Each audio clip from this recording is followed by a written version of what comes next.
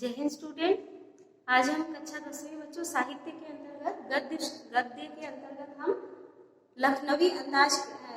पाठ के बारे में बच्चों मैं आपको बताऊंगी। लखनवी अंदाज में लिखा है बच्चों यशपाल लेखक इसके कहानीकार है ये, ठीक है, साहित्यकार यशपाल ने लिखा है। 19वीं शताब्दी के ये प्रगतिशील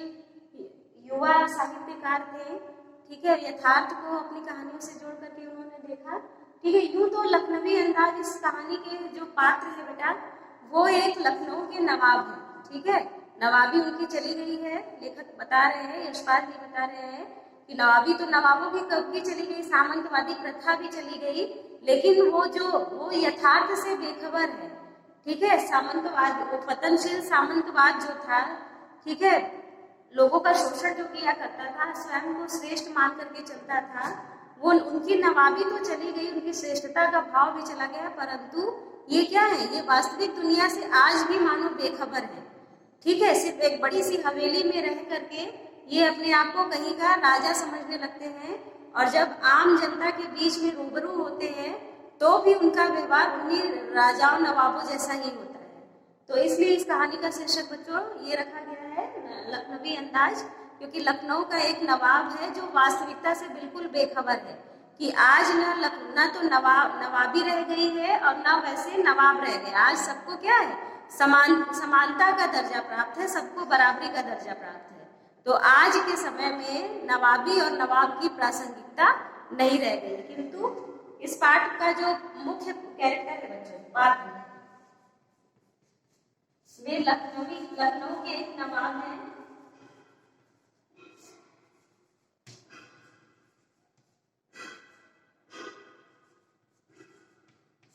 और दूसरे बच्चों लेखक स्वयं है, ठीक है। कहानी के बारे में मैं आपको संक्षेप में बताती हूँ, इसके बाद कक्षा में हम विस्तार से इसके बारे में चर्चा करेंगे। मैं भाषा के बारे में आपको बता देना चाहती हूँ बच्चों, चूंकि ये लखनऊ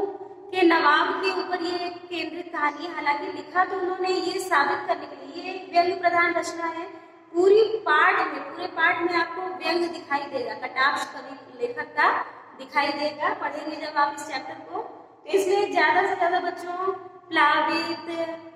स्फुटन, ठीक है, किबला, शौक फरमाए, ठीक, ऐतिहाद, इस तरह के उर्दू शब्दों का बहुतायत से प्रयोग किया है। तो कहानी शुरू होती है बच्चों लेखक द्वारा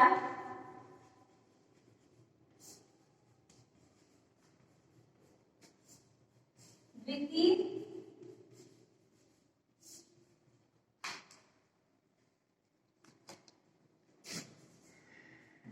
श्रेणी का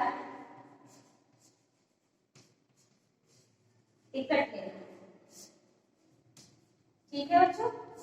लेखक यशपाल क्या करते हैं कि वे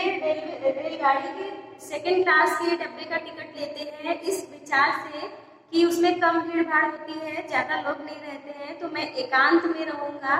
तो क्या करूंगा, मुझे अपनी नई कहानी के लिए कुछ घटना मिल सकती है, कुछ तथ्य मिल सकता है, उससे रिलेटेड कुछ पात्र मिल सकते हैं, यह सोच करके वो सेकंड क्लास का टिकट लेता है। लेकिन जैसे ही वो डिब्बे में बच्चों प्रवेश करता है, उसे पहले ही वहां पर एक लखनऊ के नवाब बैठे हुए दिखाई देते हैं, वेशभूषा से, अपनी पोशाक से वे लखनऊ के नवाब दिखाई देते हैं। तो जब लेखक प्रवेश करता है तो जो लखनऊ के नवाब रहते हैं वे, उनकी आंखों में लेखक को एक विघ्न का भाव नजर आता है, अर्थात जैसे जब कोई कम लोग रहते हैं तो एक दूसरे से परिचय करते हैं, विचारों और भावों का आदान प्रदान होता है, किंतु यहाँ तो पहले कुछ नहीं होता है। पहले तो उनकी आंखों में वही असंतोष दिखाई देने लगता है, वो विघ्न का भाव दिखाई देने लगता है नवाब साहब की आंखों में।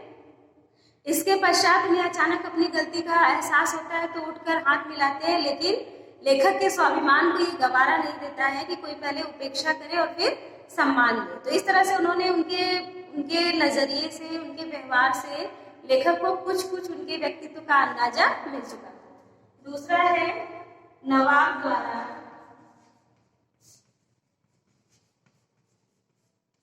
खीरे के फांकों को काटना,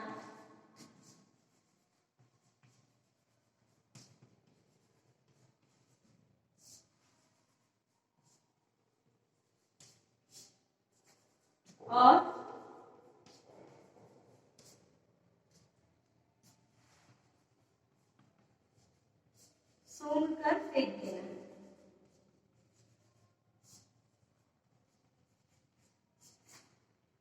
हीरा जो कि एक अपदार्थ वस्तु माना जाता है, तुच्छ भोज्य पदार्थ माना जाता है, उसको नवाब साहब ने तो स्वाद के लिए खरीद लिया था कि अकेले रहूंगा, कोई देखने वाला नहीं होगा, तो आराम से बैठ करके अकेले में खीरे का मैं रसास्वादन करूंगा। किंतु लेखक वहां पहुंच जाते हैं, यशपाल जी वहां पहुंच जाते हैं, तो उन्हें अपने एकांतवास में दिखाई देता है और उन्हें ये भी लगता है कि कहाँ मैं लखनऊ का नवाब और एक आदमी के सामने बैठ करके मैं खीरा खाऊंगा तो शायद इससे मेरी नवाबी कम हो जाएगी, मेरा जो महत्व है, मेरा जो रसूख है वो कम पड़ जाएगा। तो वो क्या करते हैं, खीरे की फाकों को पहले पानी से अच्छे से धोते हैं, उसको छीलते हैं, फाकों में काटते हैं, नमक मिर्च लगाते हैं, तैयारी पूरी करते हैं, किंतु नाक के पास लाते हैं, सूंघते और खिड़की से बाहर फेंक देते हैं। अब ऐसा क्यों होता है? तो लेखक को हंसी भी आती है, वे उन्हें बताना भी है आपको कि क्या वो बताते हैं कि वो शायद संभवतः उनके मन में यही रही होगी कि हम नवाब हैं, देखो हम क्या करते हैं, हमें अगर कोई चीज पसंद नहीं आती है तो हम ऐसे फेंक भी सकते हैं बिना उसका उपयोग किए। तो यहाँ पे वो लेखक कह रहे हैं कि और दिखावा ऐसे करते हैं, डकार भी लेते हैं, सूंघते हैं खीरे को और डकार भी लेते हैं, ऐसे दिखावा करते हैं मानो सूंघ करके उनके उदर की तृप्ति हो गई है। तो लेखक ने इसी पे केंद्रित रखा है कि ये लखनवी अंदाज अपना दिखा रहे हैं, ये दिखा रहे हैं कि सिर्फ खीरे को सूंघ करके जब स्वाद हासिल किया जा सकता है, पेट भरा जा सकता है, तो क्या एक रचनाकार बिना किसी तथ्य के, बिना घटना के, बिना पात्रों के कहानी नहीं लिख सकता है? ये लेखक ने प्रश्न के रूप में रखा है। वास्तविकता ये है कि लेखक ये कहना चाहता है कि जब भी कोई कहानी रची जाती है तो उसके केंद्र बिंदु में कोई घटना, कोई पात्र जरूर रखा जाता है, कोई एक ऐसा व्यक्तित्व होता है, कोई एक ऐसी घटना होती है जिसके आधार पर कहानी का ताना बाना बुना जाता है।